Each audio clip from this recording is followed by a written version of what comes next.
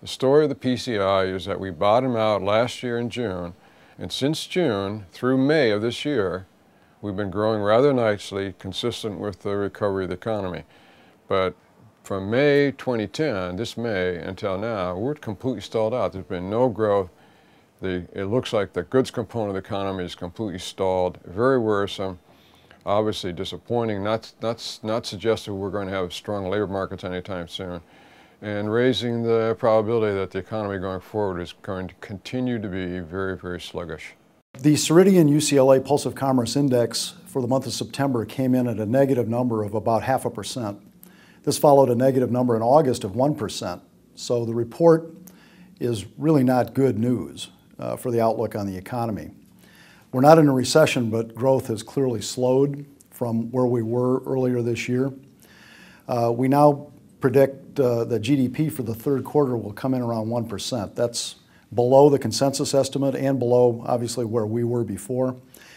Our index, as we've said in previous communications, tracks industrial production very closely.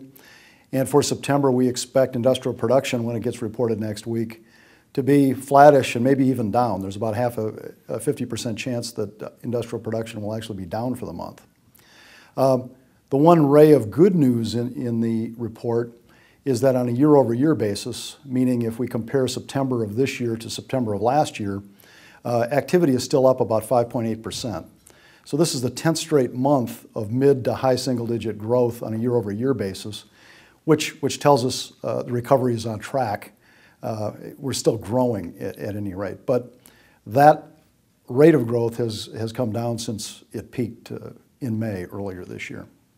It's my personal view that the cards are not aligned to have another economic downturn. If you want to talk about it metaphorically, when you fall on the floor, you have to at least get to your knees before you can fall again. And the economy is just barely getting to its knees. And that's my way of saying that the critical, postponable components of the economy, the things that really get us in trouble in recessions, our homes and cars and business spending on equipment and software, those are all way down on the floor. Their ratios to GDP are historic lows.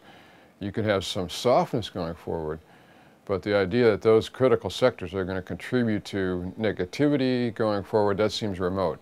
So my interpretation of this very disappointing PCI report is we're in a period of basically zero growth. There's very little growth this summer, and that is likely to continue. The U.S. economy has no locomotive, there's no momentum that's pushing us forward, and nothing to be very optimistic about.